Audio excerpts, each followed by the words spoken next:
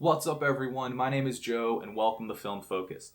Today we're going to be comparing Portra 400 to Kodak Gold 200 and Ultramax 400. Gold and Ultramax are both consumer grade films and they're basically the same exact emulsion.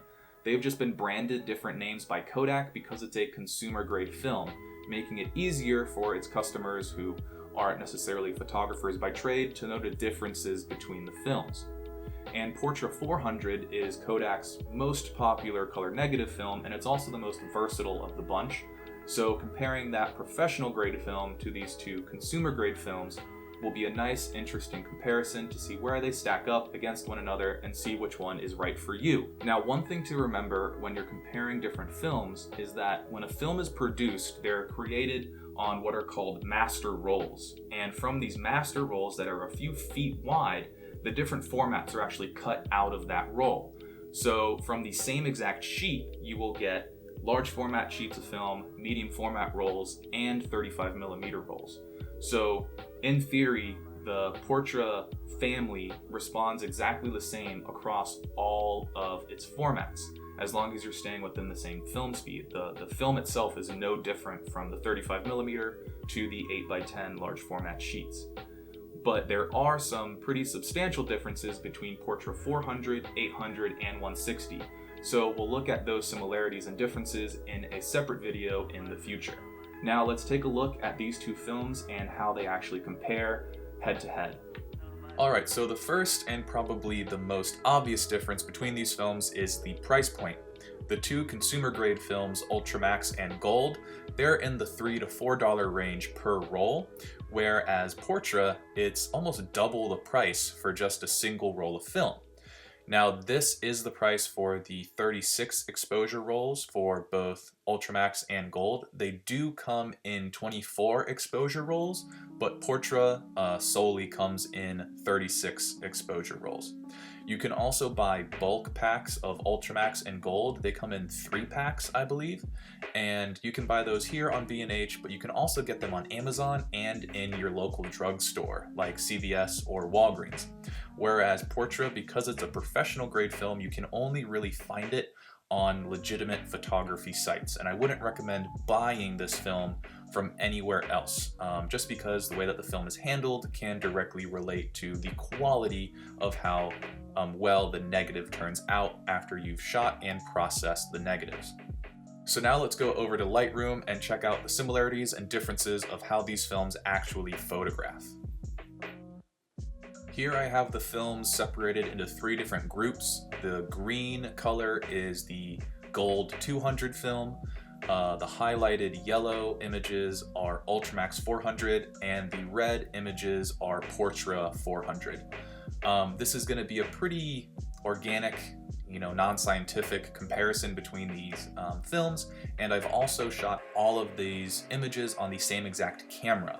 So these are all taken on the Nikon L35AF, which is an old point-and-shoot camera from Nikon that was made back in the 80s. It has a fixed 35mm f2.8 lens on it, and it uses a pretty old-fashioned autofocus system, so don't expect any razor-sharp images or anything that's really mind-blowing here.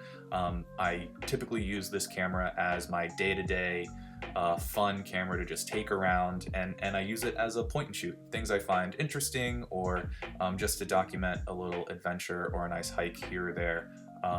Nothing groundbreaking. So I've created a slideshow. Let's dive into these and start talking about the films and their similarities and differences. So the first thing that I've noticed when I started comparing these films to one another was the difference in grain structure and overall resolution of the images. When looking at anything shot on Gold or Ultramax, they're using a traditional grain structure in this film, which means the silver particles are relatively organically shaped, and it creates the pretty typical film photography look. You can see the grain in the images even when they're not enlarged, and the reason why they do this in commercial grade film is because the grain adds the illusion of sharpness. So with an amateur shooter, if you don't necessarily hit the focus spot on, the film kind of helps improve the overall sharpness of the image especially when you don't zoom into the image one-to-one or enlarge the image to a really large print, as opposed to working with Portra that uses a tabular grain or T grain. These silver particles, they're more geometrically shaped, and tabular, meaning the sides of the silver grain actually fit into one another a little bit cleaner and neater, allowing for higher resolution and better detail, all while retaining the same color profile and sensitivity to light. The next few things I started to notice were the overall color palette, the contrast, and the saturation of these films. Now, they're all daylight temperature films, meaning they're supposed to be exposed in daylight or with a flash. And across the board, they do look pretty similar. I would say, though, that Gold and Ultramax tend to have this yellowish hue in the midtones and highlights, and then a bluish hue in the shadows that was pretty hard to get rid of when color correcting after I scanned the images.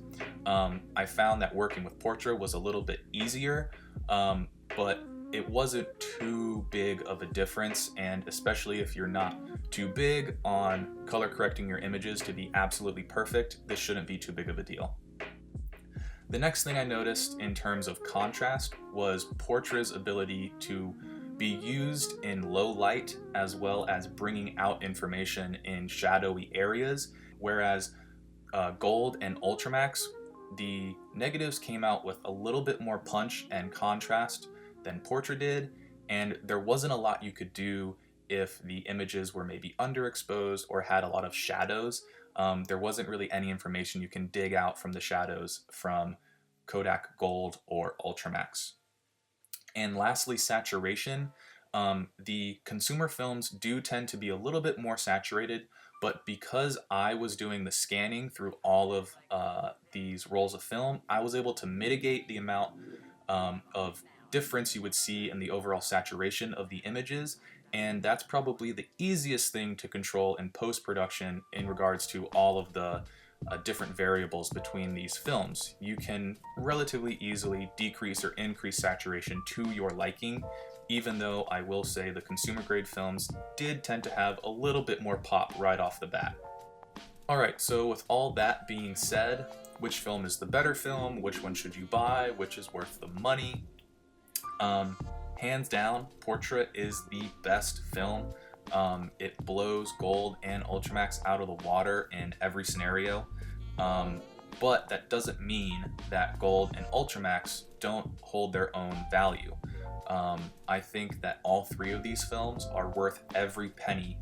Portra is well worth the $7.50 per roll, but if you're on a budget, or if you're just maybe learning or getting into film, or just using a point-and-shoot camera and you don't want to spend $7.50 on a roll, buy some Gold or buy some Ultramax, and that will work just fine for you. You're still gonna get great images and you know, be able to have these memories that you can share and hold forever. But if you are taking portraits or landscapes and something that actually relies on higher resolution scans and the ability to manipulate the images in post-production, then Portra is well worth the investment. I know that it seems a little scary that it's double the cost of the consumer grade films, but what you get out of that $7.50 is, like I said, worth every single penny. So it all depends on the application of the film, you know, what it is that you're using it for, the overall look of the image, you know, how do you want the images to look? Do you want to have them just be ready to go after they're scanned and sent to you? Or do you want to be able to manipulate them and really control the way that the images look in post-production? And then lastly, your budget. Are you willing to pay the $7.50 a roll, or are you on a little bit of a tighter budget and you can buy 3 rolls for just $8 if you buy a consumer grade film? You know, those are all good things to think about, but you really can't go wrong buying one of these films.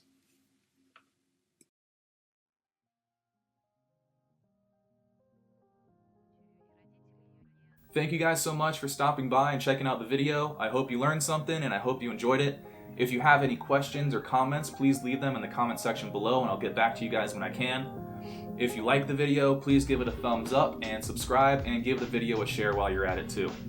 Hope you guys have a great day. Thanks again for stopping by, and I'll see you next time.